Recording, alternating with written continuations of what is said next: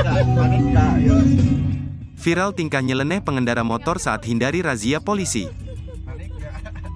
Baru-baru ini viral sebuah video yang memperlihatkan momen kocak pengendara motor menghindari polisi.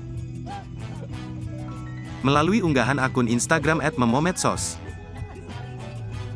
Video tersebut diabadikan oleh salah satu penumpang mobil.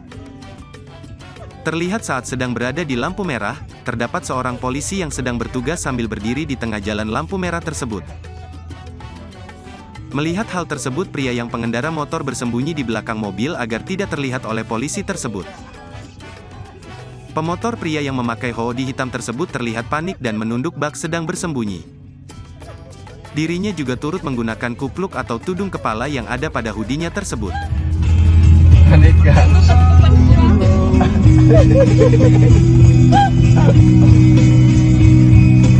Panik nggak? Terima kasih sudah nonton.